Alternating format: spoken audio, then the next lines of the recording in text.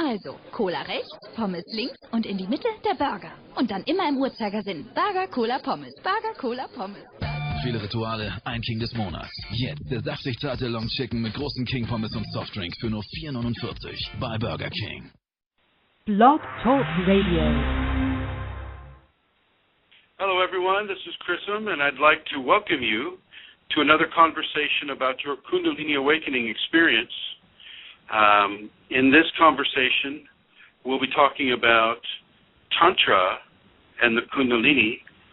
But before we get going, I would like to invite Santara to come online and to make a few announcements. Santara.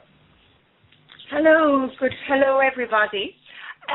The first announcement I'd like to make is about the Kundalini retreat. We have only just a little over 2 weeks to go before the retreat is in Santa Rosa in California. And that is going to be on Saturday, April the 20th, and on Sunday, April the 21st. So if you're able to join us there, then please let us know, and we will add your name.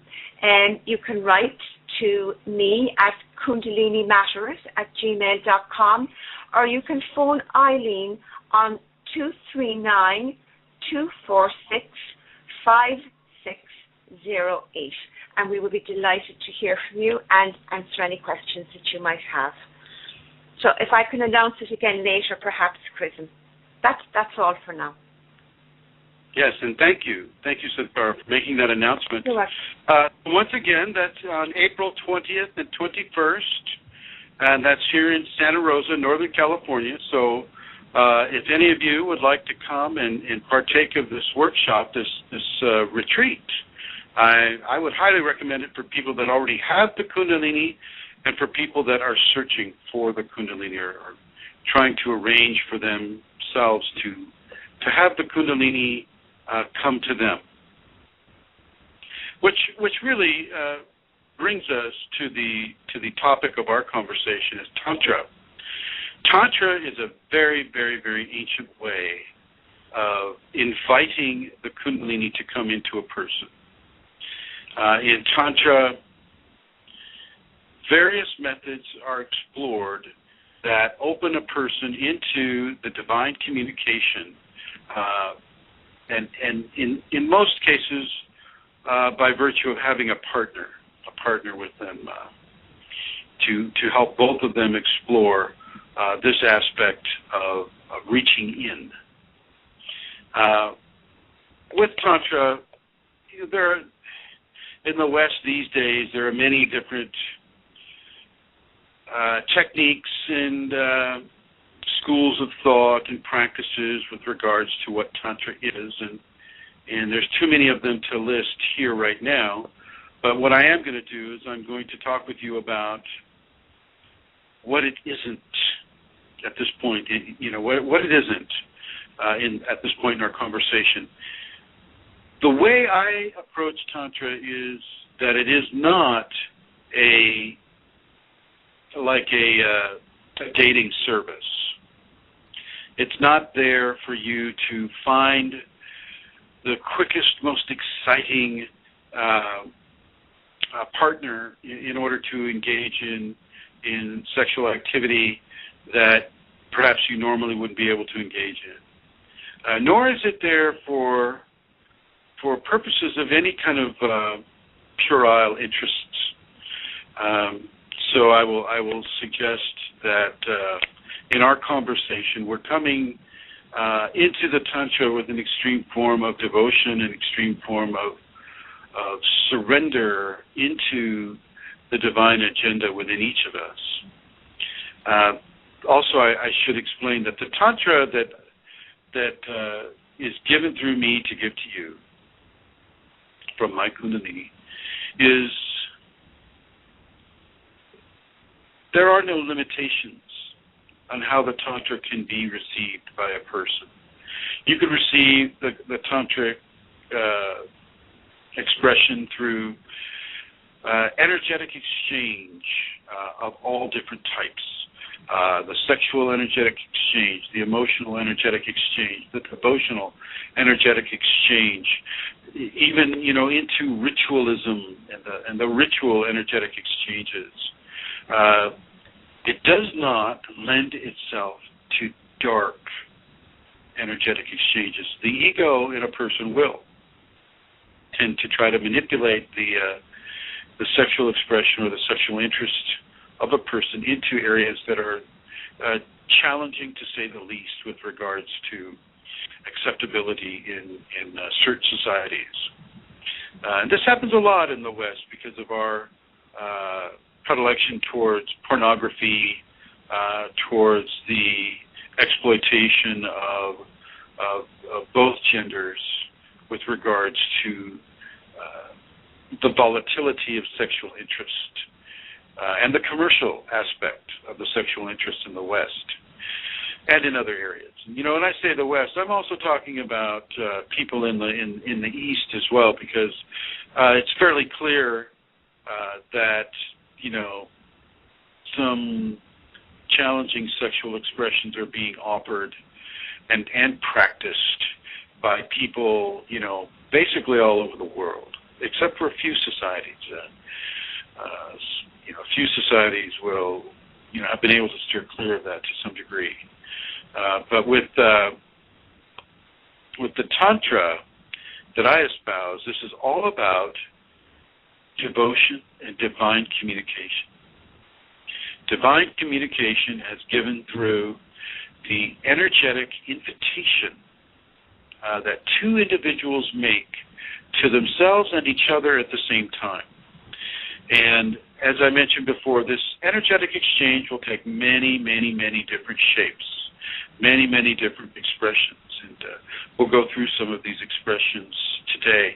One of the expressions that is commonly looked down upon in our society is the full penetrative sexual tantric practice. So many people have been hurt through various ways, and sexually and non-sexually, that form of tantra is frowned upon, and especially through the Victorian and Elizabethan standards of conduct, which still permeate our society today. Tantra is not of a Occidental, European Occidental origin. It is, in many cases, it is from India, and it is from the Eastern understandings. And they didn't have as many of the hang-ups about sexual expression as the Occidentals had. Certainly not thousands of years ago, as these practices were being practiced and developed and come to us in the way they come to us today. So, with that understanding, some of these practices will fly in the face of Western societal acceptability. And I just want you to know that. I want you to know that, understand that, realize that. Look at some of the information you may have about sex and the societal limitations that you have agreed to be born under with regards to the society that you live in. And if you're interested in Tantra, then I would suggest that you begin to release some of these limitations that may have been brought upon you by your being brought up in a certain society. So really look at that and see if you can release some of this programming. Go beyond the idea that all men are bad or all men are pigs or all women are, prostitutes or whatever. This is given way too much attention from Hollywood and in the film and television industries. Women are not so easy to categorize, and neither are men. So really, we're looking into the deeper spiritual-based, love-based, communication and energetic exchange-based areas of the the many different practices of energetic exchange within Tantra. Tantra is a study of bringing the Kundalini into a person. Tantra is all about awakening the Kundalini. That is what it's about. That is what people over the centuries, thousands of years, have tried to use in order to achieve an awakening. Okay? An awakening of Kundalini is considered the highest form of spiritual experience that a person can have. It is beyond words in its activity upon the human equation. It is absolutely stupendous and fantastic and wondrous and magical and beautiful and terrible, all at the same time. And people all over the world, for many, many, many centuries, thousands of years, have striven to awaken the Kundalini with various means. Now, I first mentioned the sexual aspect of Tantra, and it is very strong. And what I'm going to say is going to fly in the face to a lot of what you may be reading on the internet or in books or from, the great swamis and lamas and monks and whoever, whatever exalted person you can think of. With regards to penetrative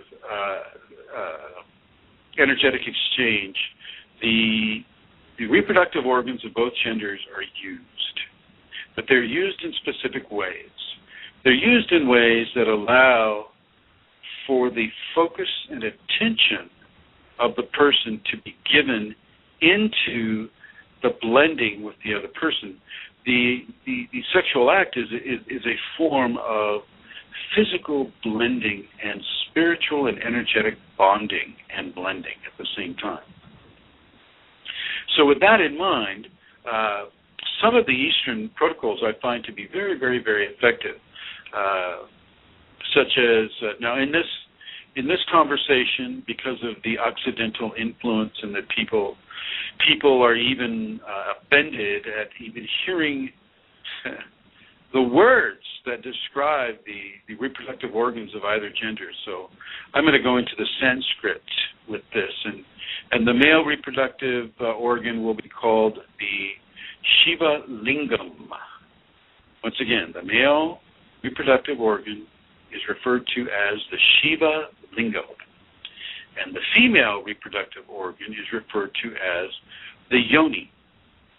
Now, for those of you that have studied Tantra and that have explored this is very, very basic for you, and I understand that, and we'll just you just have to be patient with everybody who isn't quite up to speed as you are with regards to these terminologies. So to get right into it, the level of exchange isn't just the process of the merging of the lingam and the yoni. That's not what it's all about. Those are just aspects of it. We also merge through the eyes, through the eyesight. We also merge through the tactility of touch, of skin to skin, neuron tactility to neuron tactility. And so this is a combination, and if you followed any of my conversations or the YouTubes, and I should say that, the YouTube channel is Chrism, the number 0 Kundalini, so it looks like Chrism O Kundalini on the YouTube network. If you followed any of those, you'll find that I often mention combinations. Combinations, not one way to do this or that, not a single practice. It's a combination of different ways and different practices. So often we get caught up into absolutism with how we describe practices that we feel are best or that work for us. And if I'm going to be absolute about anything, is that nothing is absolute. I'm absolutely sure that nothing is absolute. There are always different ways to do different things, and we all come into this experience with different levels of karma. And so we are all unique within our process, and yet we're also similar within our process through the joining of what it is we're attempting to do with awakening the Kundalini. So a person can be benefited through different levels of the penetrative blending of the yoni and the lingam.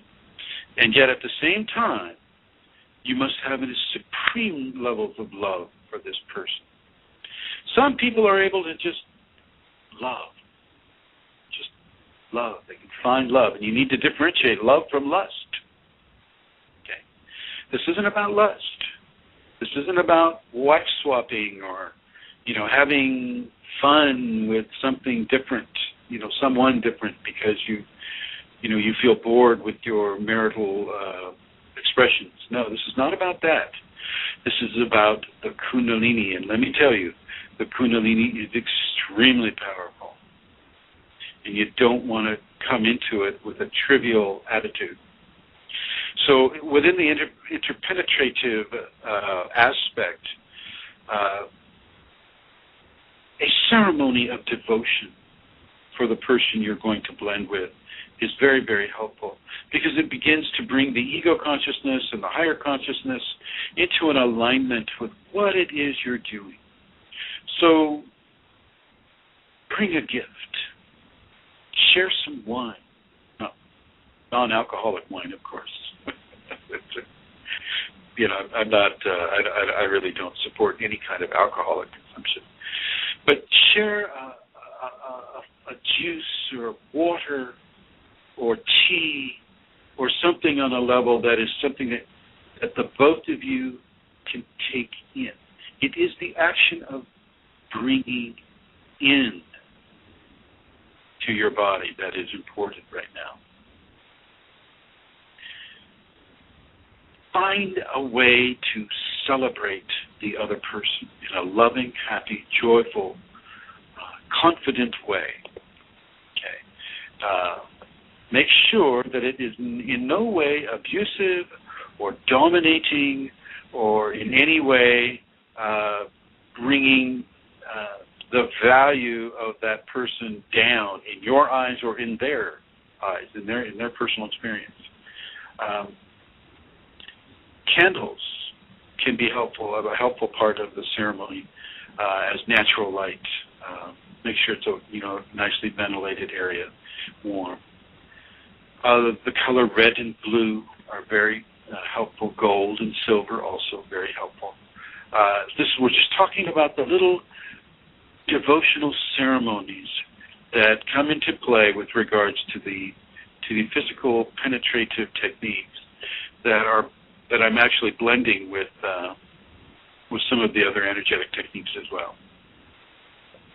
And as you meet that other person and you begin to blend with them by sharing the water, sharing the light, sharing the space, sharing the color, sharing each other, begin to really focus on loving that person.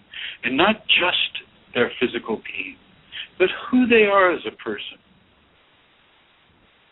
Who they are. Whatever kind of positive history that you have of them, with them. Begin to really feel, and this is before you even touch that person. This really begins to set the stage for your mental and emotional expressions to become engaged in this practice. Really, and I don't care how long you've been together, begin to really appreciate the unique person that you're seeing with your eyes. And if you've listened to the other conversations I've had, eyesight is a form of energetic exchange. When you look at something, you bond with it. There is a form of energetic bonding that occurs. Whether or not you know what it is you're seeing, you're still seeing it. And eyesight and vision have weight, and one day will be able to be measured. Okay, there's consciousness behind eyesight consciousness is projected through the means of the eyesight onto whatever object it is you're viewing, or whatever other person it is you're viewing. So as you see this wonderful person across from you, begin to really feel the love that you have for that person, the wonder and the blessed experience that that person is in your life. You don't need to have music playing, but soft music can be playing in the background if that's something that is agreeable to both of you. As long as it doesn't take your focus off what it is you're doing. In some ways, this can be seen as a dance, but in other ways, it is also seen as a serene meditation. Okay, and to blend the two, you could say it's a moving meditation. So when you engage in this, really begin to move your emotions in a positive, loving way into that other person, and as they will be doing vice versa. And go very, very slowly and very, very considerately with this other person. This is not a fast process. This is a slow-moving dance, so to speak. And this is something that should be taken with a great level of sanctity, sacredness, and devotion. Because really, really, no matter how you approach Tantra, you're approaching God, the goddess within. And this is the holy of the holies. This is the most sacred practice that you can do. This is something that will change your life forever. Even just the memory of it can change your life forever. Okay.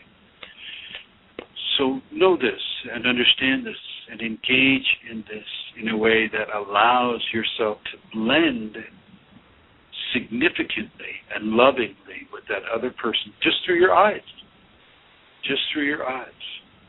And remember that with every cell in your body, there is a complete you. So let's talk about a potential 17 trillion yous wanting to blend with the 17 trillion of your partner. And realize that every cell having the capacity for becoming a complete human being also has all the functions and organs of that complete human being. And so these are also bonding with that other person. So you can literally see through all of these cells, through all of these cellular networks, you can see, you can feel, you can hear, you can touch, you can taste. You can do all the five senses. Okay? Within this practice, you just need to expand the parameters of your understanding to include these manifestations. And as you come near to your partner, use those five senses and let the 17 trillion other aspects of yourself use their five senses as well, all in one single expression of love. Let's be clear. Love is what binds us together. Love is what allows us to burn through our karma and to have this physical experience. Love is the strongest force. So go with the strongest force as you begin to make yourself prepared to have the divine loving influence, which would be the Kundalini. So when you touch them, you see them, and you experience them on all levels of sensory-based understandings. And yet, because you have prepared and because you know this is a slow, dancing, moving meditation, your emotions are already tied into them. And in a way, you may start to feel your chakras bonding with their chakras, forming a unity of bonding with the energetic centers. And of course, for those of you who don't know what a chakra is, chakras are energetic centers that that are positioned on the spine and the first, second, third, fourth, fifth, sixth, seventh chakra. Seventh chakra being at the top of the head, and the first chakra being in the last three vertebrae of the tailbone, and all the other ones in between. At another time, we'll go into what those meanings are. But as you're bonding with this person in a tantric fashion, you'll feel energetic bonds with their chakras, with their energetic centers. The fourth chakra being that of the heart and expressive of love. And I may have to go into these right now because they're pertinent to our discussion. The first chakra is of survival and sustenance and reproduction and the many, many various levels of what it takes to survive and what it takes to have autonomic systems within the human body, breathing, heartbeat, things of that level. The second chakra has to do with the emotions and with the salts of the body, taking in salt, taking out salt, has to do with also with the reproductive and more of the sexual aspect of the person. And it is also one of the power generative centers, the intestines being used like an electrical coil for an energy that is known primarily by many people as chi, or spelled C-H-I, so you can pronounce it chi or ki, energy in the human being. The third chakra being that of the self and the connection to the cosmos, the first, the top of the first trinity or the first pyramid within the body is the third chakra. It has to do with your strength and the levels of strength and recognition of self and your connectedness to the cosmos that you have. And I'm just giving you thumbnail sketches here, just going through this really quick.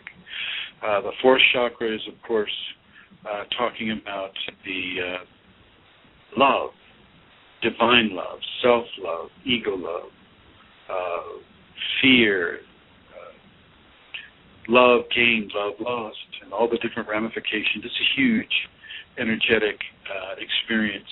The fourth chakra is a universe of itself, as are all the chakras. But the fourth chakra deals with love, deals with that maha, that powerful force of love. And so, I could do a whole entire 20,000 shows just on the fourth chakra and its effect upon our lives. But I'm just giving you that thumbnail sketch right now for those of you who aren't familiar with chakras. The fifth chakra is located at the throat. The fourth chakra is here. The fifth chakra is here at the throat. It's typically blue. You'll notice that I follow the Hindu system of chakra recognition. That correlates with my Kundalini better than any other system, and there are other systems.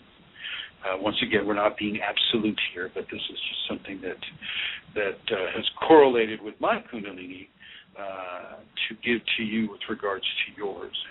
And you are, of course, open to explore any other method or methodology that you would like to explore with regards to Kundalini. I'm not going to say that mine is the only one. That's what's coming through me for you is the only system. It is not. There are many other systems. Okay. So the blue chakra at the throat is of course, devoted to communication and the many different levels of communication and sensory input, the taste and the smells and eyesight and hearing. Many of these areas are covered by the fifth chakra, as well as much of the endocrine system as well is covered by that chakra. And then we move up to here, where you see a lot of the Hindu women will have a big red splotch here, like they've been shot with a gun right through here. That's the sixth chakra, and it's not so much here, it's more like here. And for those who have Kundalini or coming into the Kundalini, you actually feel where it is because it starts to come out. It starts to open up. This has to do with intuition and psychic phenomena as well as spiritual phenomena, as well as, you begin to walk into the levels of spiritual experience through the merging of the two eyes and the third eye here. So you start to be able to see overlays of spiritual interaction with physical interaction.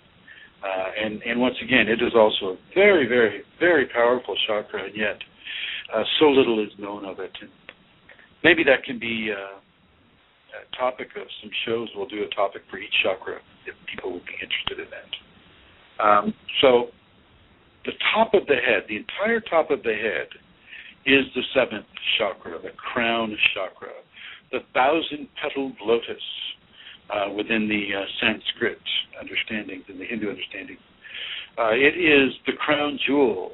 It is the holy of the holies. It is the location of divine incorporation and connection on the human body.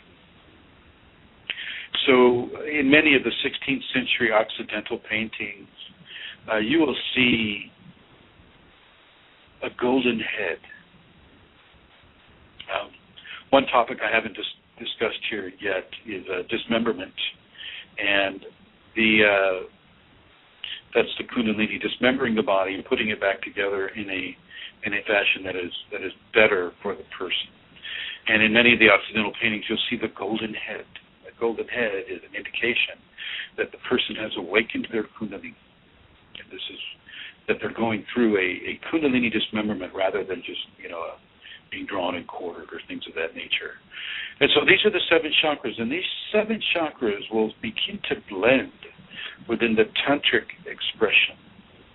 And as these begin to blend, so do the spinal cords begin to blend.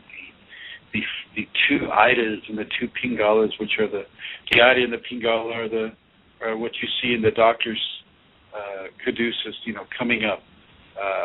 You'll see 2 snakes doing this, coming up over and down, and you'll see wings coming out at the top, and that's what the MDs wear to indicate that they're an MD.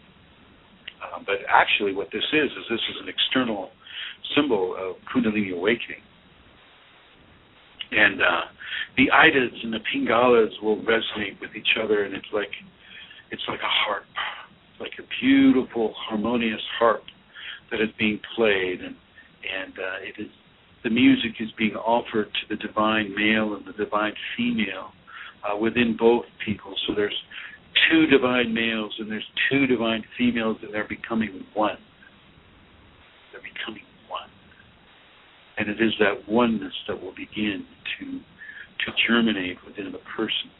This won't happen for everyone that attempts tantric expression, but it can happen if you keep at it, you go at it in the right way, you follow the right teachings.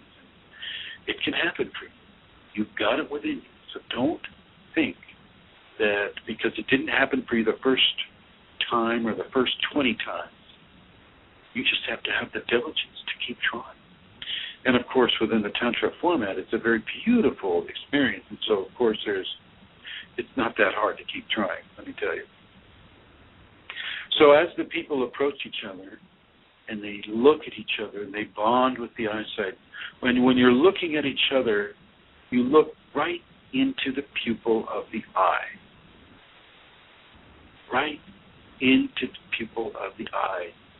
And you try very diligently not to waver that gaze. This is a tantric gaze. And an awakened person can actually send light into that gaze.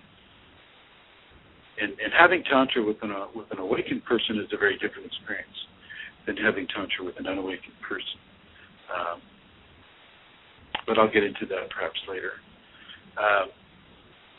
As you look into that person's soul and you feel and you open your heart, you open your soul for that other person to see you, you willingly expose yourself to that love that the other person is giving.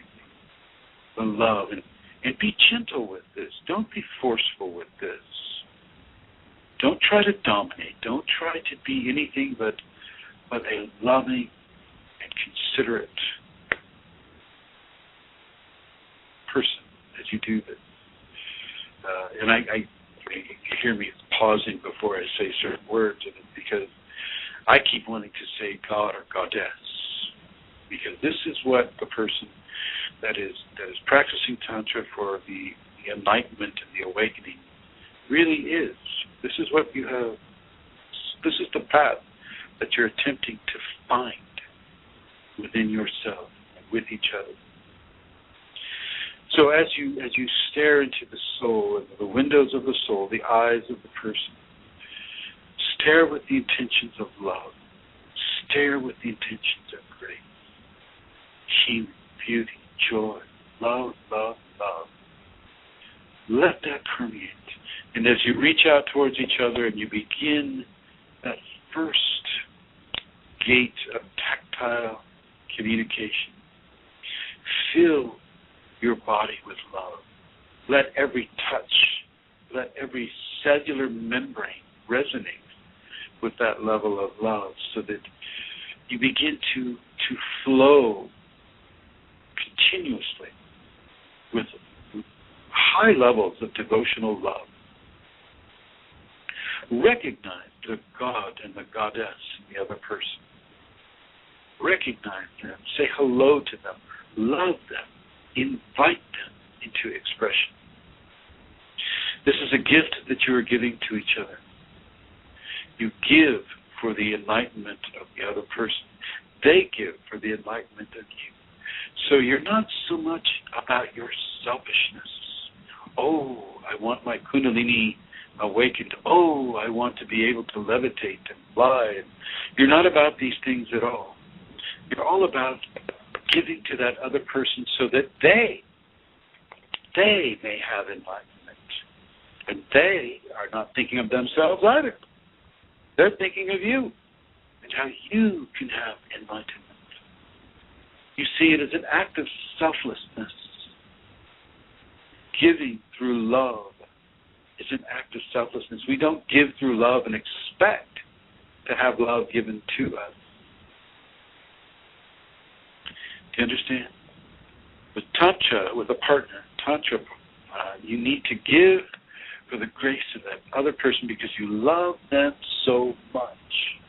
And now that I've told you, I want you to go into this. Okay, all right, I want them to become enlightened so that I can become enlightened. So no, don't do that. Try not to be self-oriented. Be oriented more towards that other person, helping, feeling, inviting divinity into them. And you can expect that. I mean, you don't want to expect it, but they will also be doing this for you in their own way, as you do this for them in your unique way. And as you begin to touch and as you begin to caress, let the touch speak volume. Let the touch deliver telepathic pictures of love and happiness and grace. Feel the bonding that you have with the chakras. Feel the tactility of their 17 trillion with your 17 trillion cells. Let this occur in a very sacred and beautiful way. And then smell them. Smell their scent. Smell their vision. Smell the way they feel. That's right. We're using the senses in ways that they're not typically used. Expand yourself into this. I know at first you're thinking, well, how can I smell a vision? Don't worry, you can. You have the capability. Don't try to figure it out. Just let it happen. Don't let your mental figuring machine get caught up into figuring this out. Some things you're not allowed to figure out. Some things you just get to experience. Okay. Like dreams. Science still hasn't figured out dreams. Oh, they can stimulate the brain this way and that. Sure, they can They can match an electromagnetic frequency, and they can tell what you may be thinking and things like that, but they don't know the source of dreams. They're just messing around with you when they do that. So be advised. So as you touch the other person and you smell the other person and you feel the community that they are, and they feel the community that you are, and you just feel the love, and you want to give them that love in the way that an awakening can give a person, and they do the same for you. You begin to form this one energetic bonding, and as this continues, slowly, very slowly, let the body express itself. Let the lips and the tongue and the taste and the smell and the feelings and the vision begin to accelerate its response. But don't let the desire body totally control you. You control it. The yoni will want to be penetrated. The lingam will want to do the penetration. And I will suggest that you do this, but I will suggest that you begin to go slow with it, and you also begin to use the yab yam position, which is the woman sitting on top of the man, and the man holding the woman in his lap. Okay. That is the position, and there are many, many words for this position. But I'm just going to go with the description because, we don't need to run for the translation book every time we wanted to discuss something. So as you get into this position, the Shiva Lingam will be straight and tall, a jade stalk, as the Asians call it, and the yoni will be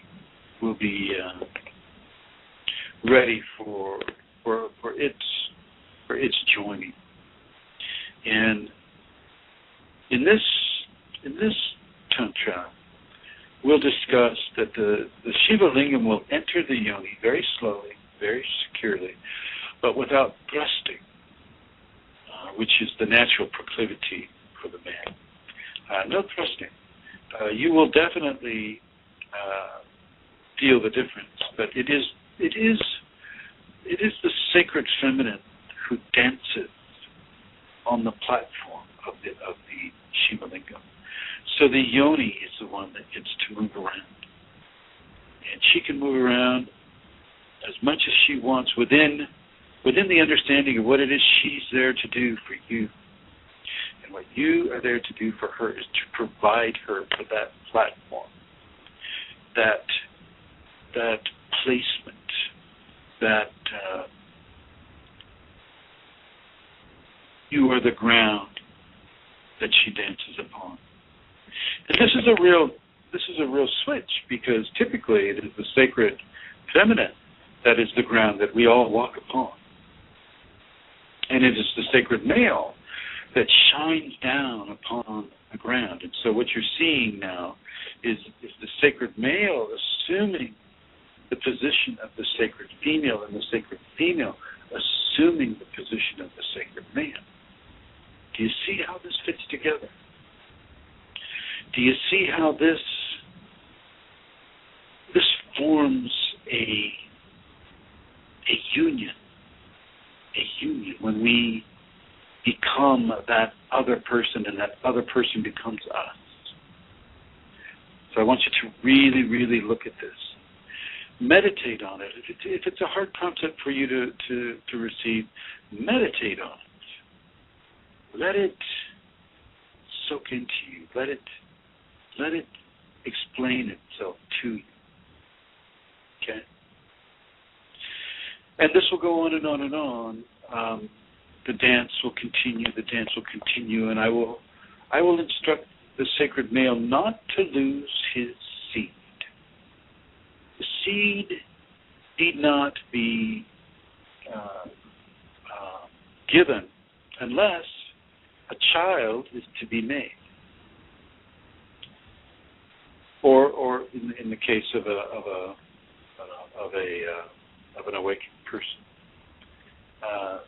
So with regards to the seed, keep the seed within you as best you can. And for those who are dancing, be considerate of that seed.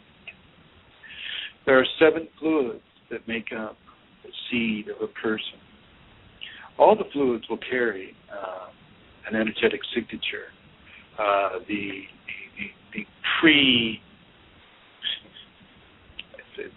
The pre-seed, shall we say, the PRE-SEED,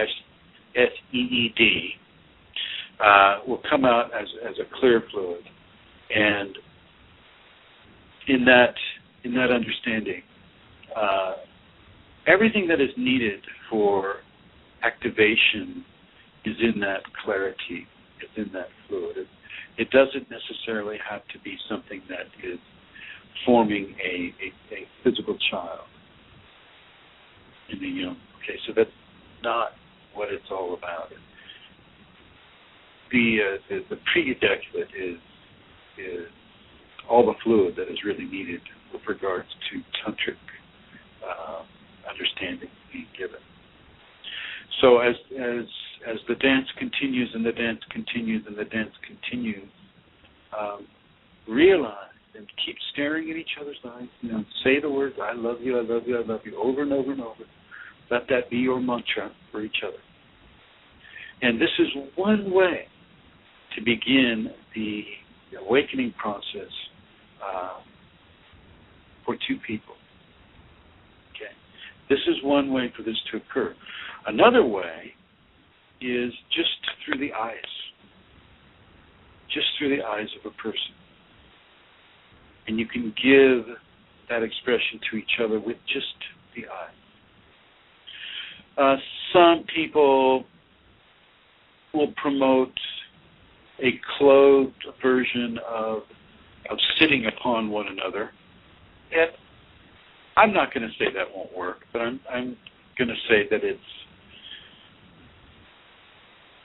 there are some issues that are coming up that deal with exposing oneself or the honesty of the expression.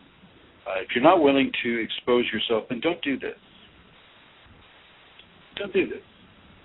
If you've got hang-ups of a sexual level or if you've suffered trauma at the hands of a gender and you're in hatred of that gender, and so you try to find that gender in another gender, and it can get very convoluted. And I will suggest that you need to heal yourself first of that initial trauma. Don't run away from it. Don't try to change your expression of divinity in a way that allows you to run away.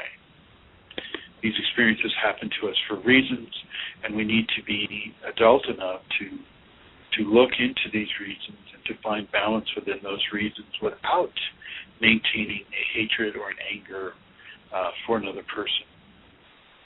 So I'm not really a proponent of the clothed sitting in the yab-yam position that many sexologists and tantric teachers will use because of the Occidental maxims against exposing people. Neither will I suggest tantric parties where we all get together and everybody, does the form of tantra that I just described to you in detail. I'm not a proponent of that either. Once again, this is not for sexual gratification at all. At all. Okay. Now let's see. I need to look to see how much time I have left in this. Maybe you can tell me, Zantara? Yes, you have 40 minutes. Oh, good. 40 minutes left, yeah. Thank you, my dear. What is happening with this conversation is it's being filmed and it's being recorded in other ways so that we can make sure that, and I'll be doing this with all of them in the future, so that we can make sure that people have access to this information later on. Tantra is seeking the marriage of the divine male and the divine female, but it's going through the feminine first. Tantra is often described as the left-hand path, which is, of course, the left-hand path is the left side of the body, which is often where the Shakti, or the sacred feminine, Kundalini, will come up. You know, and people have the experience of their left big toe turning black, and, you know, definitely feeling, say, frigidity on the left side of the body, or some sort of psychic development along the left side of the body. So Tantra is this invitation. In the ancient peoples, the temple priestess and the temple priest were often the teachers of Tantra. They were the people that the community would go to for spiritual enlightenment, for spiritual means of conduct, for living their lives in a deeply spiritual way, and which is far more prevalent then than it is now, to a large degree. Our society is more worshiping of science and you know, greed for monetary possession, physical possession.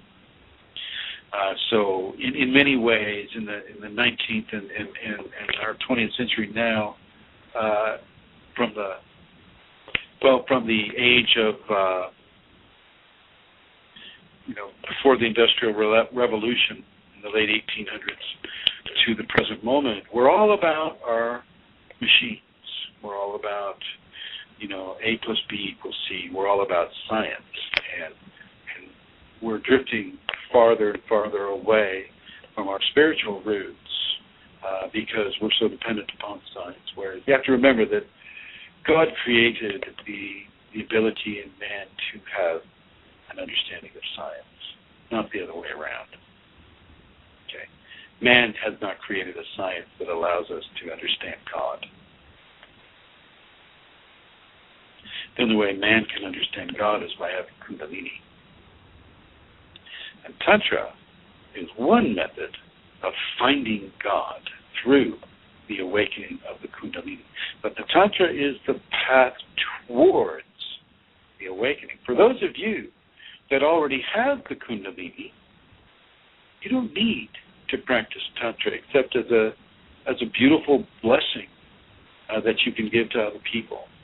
For those of you that already have Kundalini, you can use Tantra as a platform of furtherance, furthering your experience within the sacred divine and the sacred male, furthering your path and your journey up into the mountain of enlightenment that you are already walking. Okay, so Tantra does have its applications for the awakened person, but you don't need to use it for further activation, so to speak. For further activation, you should use the safety protocols. The safety protocols will help you more there. So the high priestess of both the high priest and the high priestess in the ancient understandings were there for people to learn about their spiritual heritage. And it just so happened that instead of tending the flock of whatever animal or growing the crops, these people were predilected to devote themselves into the higher learnings of spiritual nature. It didn't make them better or worse than other people, but it did make them necessary for these other societies to learn from. Okay. Now, as I mentioned earlier, you can have eye tantra, you can have touch tantra, but touch tantra, once again, you need to expand your understanding of the community that you are. And I'm just using 17 trillion as a number. I am sure that there are more or less. We are each individual people, and we each have our own understanding We each have our own unique expression, and that will include how many cells we have in our body. At this time, I would like Santara to give out the numbers. Would you do that, my dear? Yes, I will, of course. You can call in on 347-934-0026. I'll give that out again. It's 347-934-0026. And do we have any questions at this time, Santara? No, I'm not sure the chat room is working. So there are no questions there. Very good, very good. Lots of people logged in, but nobody typing back to my messages. So, yeah. Yeah, well, it's definitely a learning curve for this platform. So there are many different, and thank you, Santara, for doing that. There are many different levels of Tantra. What I've been discussing for the most part of this conversation are the levels of Tantra that most of you are familiar with, such as the sexual Tantra, physical Tantra, the combinations of Tantras, of different Tantras that make up the physical Tantra, and vice versa as well. So I'm going to go into the vice versa part of it right now. Devotion. Not only, and I've had a conversation about devotion already, and I encourage you all to listen to that. Devotion is huge. Devotion is a form of love, and this love is key to the opening of the gates of Kundalini within a person. It took me a while to figure that one out myself, and I had devotion at the time, but I didn't know why I had it. Now I know why I had it. Devotion is the key that unlocks the door or the gate of the Kundalini. And what this is, devotion is a form of Tantra, actually. I was going to say devotion can be used as a Tantra, and it can be, but it is also in and of itself a form of Tantra. When you are devotional enough, devotion really is a giving of a supreme level of attention and love and care and consideration and trust and surrender, all at the same time. All at the same time. Towards the object of your devotion. Typically, the object of your devotion should not be a spouse or a boyfriend or a girlfriend. This needs to be given to a higher representative of grace within your understanding. God, goddess, saint this, saint that. And if you have an awakened teacher that you're following, well, then you can give that kind of devotion to them. But not to, the spouse or the boyfriend or the girlfriend. Yes, you give them love. You give them love, and there's a certain level of devotion that you give to them, but you don't give them the same devotion that you would Jesus or Mary or Buddha or Muhammad or a teacher that you may be following. And so this is what I'm saying. The devotional Tantra is a complete exposing of yourself to that personage or that guide or that teacher, where there is nothing left of yourself. There is nothing left of yourself. You have given your love, your life, your control of your life, all your possessions, all of your entire body, everything you give to them through an action of devotion. Okay. An action of devotion. And this, in and of itself, has the ability to open the Kundalini flow within a person. So I'm going to say that you need to really be careful, naturally, about who you choose to give this type of devotion to. Okay.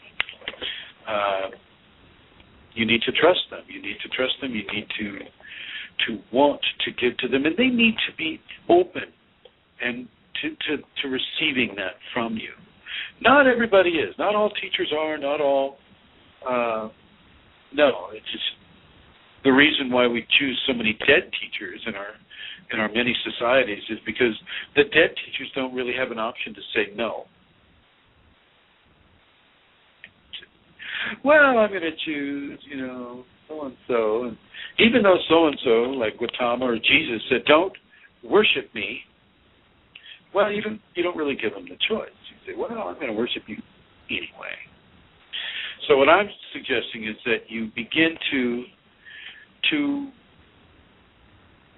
give that teacher or that personage the devotion, but also give the devotion to the Kundalini within. As you expose yourself to that living teacher or that dead teacher, give yourself to the divine within. Give yourself to the divine within. Expose yourself to the divine within. It's very important. Not so much with the expectation of, oh, divine within, will you open my Kundalini flow? No. When you're in this kind of a devotion, all levels of asking or expectation have left you.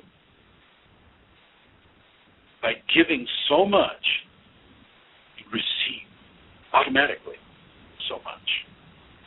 Okay? And accept what it is you're receiving with grace and gratitude rather than asking for more.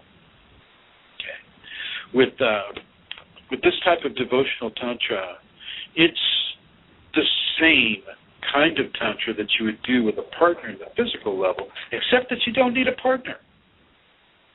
You don't need a physical partner. You're partnering with that teacher or that personage. Okay? And you're definitely partnering with the two that are one within you. Not everybody has the ability to attract and mate. Not everybody has the ability or the desire to have a flesh spouse or person in their life that way. It's just not that way for everyone. It's that way with most. Agreed. It is that way with most, but it is not that way with everyone. It's certainly not everyone on a spiritual path. Let's look at the people in Tibet and China and India who renounce joining with another person in the flesh. They renounce any kind of sex. They're celibate. They renounce any kind of an attachment to another person. And I honor them, and I respect them, and I think that is a very good way to do these things. But I also think that another very good way is to give love. Give that love to another person. Be with another person. Make that child. Raise that child. This is another way of reaching into the exalted areas of spirituality. You'll notice that a lot of Kundalini awakened people have kids. Hello. They have children. Some of them have many children. Okay, so it is not a rule that says that, oh my gosh, since I want to have Kundalini awakened and I want to become enlightened and all of these things, that I can't have a relationship with a person. That's false. Of course you can have a relationship with a person. It depends on how you want to go with it. You do not have to become a celibate monk, priest, whatever, in order to attain the gifts of grace. You don't. Now that may happen after you've attained the gifts of grace. The grace itself may say, well, Mr. Christmas. Granted, you were having this relationship, and I have come to you. The grace is speaking. I have come to you, Kristen. Now I want you to back off of this, and that. That can happen. And as I have taught in other conversations, you need to pay attention to that. And if you're with a spouse or or a significant other, they need to understand. And if they don't understand, then you need to help them, allow you to have that understanding and not impugn upon your personal understanding, okay? So this goes into that other conversation about Kundalini and those around us who don't have it. Sitara, can I have the time again? Yes, you have 25 minutes to go now. Thank you. Any questions at all? No questions. Oh, hold on. Okay. I'm holding. What are some of the types Tantra? What are some of the Tantra types? We have the energetic exchange. All Tantra is energetic exchange. We have the physical Tantra. We have the devotional Tantra. We have the Tantra of all the different senses. So we have Tantras for each sense. Okay. We have Tantra. We have partner Tantra. We have singular Tantra, or Tantra without a partner. There are many, many, many different types of Tantra. Who's asking this? Somebody in the chat room. Okay. All right, yeah.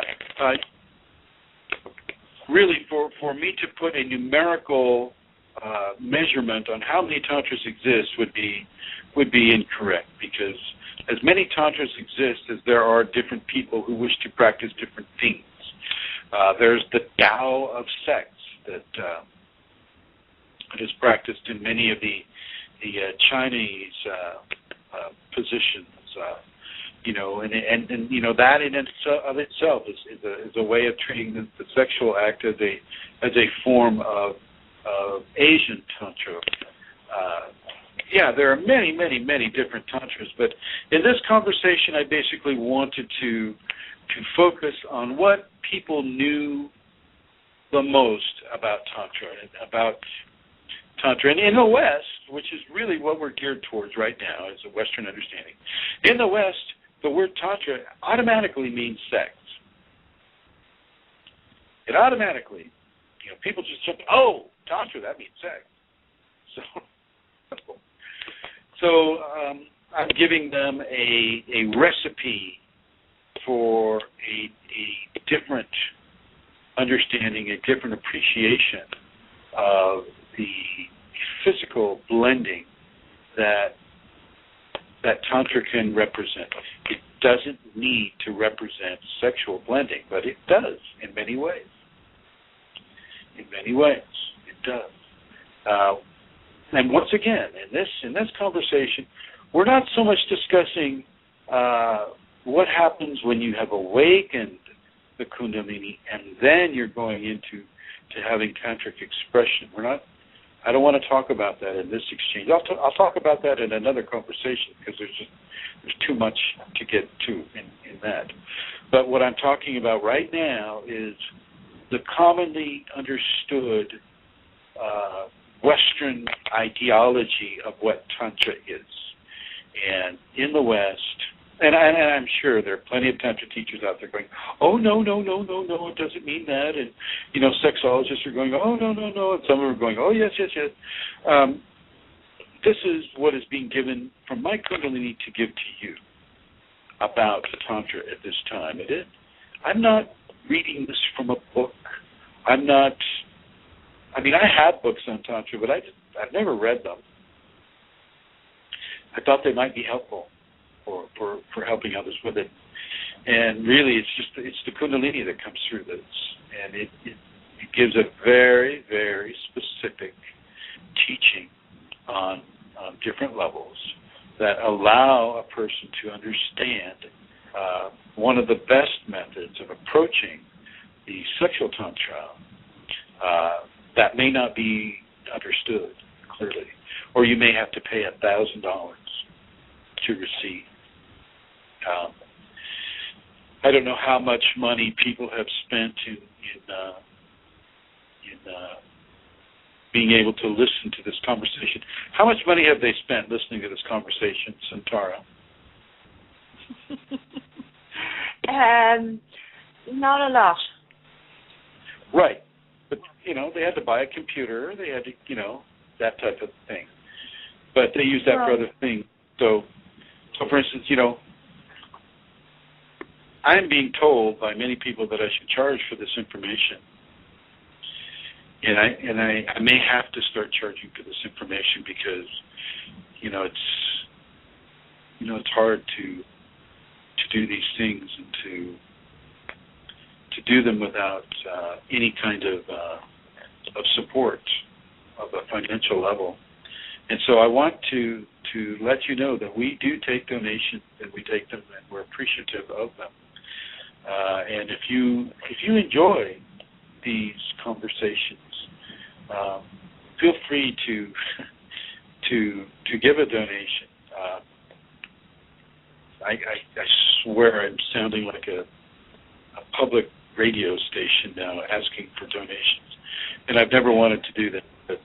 But we're struggling to stay afloat with these conversations. So if you do enjoy them, then feel free to send something to Santara or myself or Eileen Laurel. She's another person you can send to. If you wish to give to me, then it's KFIREFOR@yahoo.com, and it's KFireForAll@yahoo.com. And Santara, what's your email? My email is kundalinimatters@gmail.com, and you can drop me a line and I can let you know a little bit more about how to donate. And it would be very, very much appreciated because it's quite essential, really. And so all donations would be very much appreciated. So kundalinimatters@gmail.com. And also for Eileen Laurel's email, her email is LORO55@yahoo.com. That's ELORO55@yahoo.com. She is also an integral part of the Kundalini Awakening System 1 administration. So if there are no more questions and people don't want to call in or don't feel called to call in, I will go ahead and end it at this time. Santara, can you make your announcement again? I can. There are no questions at this time. Yes, just to let you know again about the Kundalini Awakening Retreat that has been held in Santa Rosa, and that is on April the 20th. It's a Saturday, and on April the 21st, a Sunday, and this is led by Chrism. And it's an intensive study and preparation for the reception and inner grace of Kundalini Awakening. And if you are awakening, or you are, as Chrism said, seeking Kundalini, then everybody is very, very welcome. It's going to be a wonderful 2 days. So you could phone Eileen if you would like more information on 239-246-5608, or you can write to me at kundalinimatters@gmail.com. Okay, thank you, Santara. Yep. And I must say that is in Santa Rosa, Northern California, United States. Okay, so just to give you a proper geographical context. And if there are no more questions, then I would like to say my blessings to you all, and may you all have beautiful Tantra with each other. Thank you.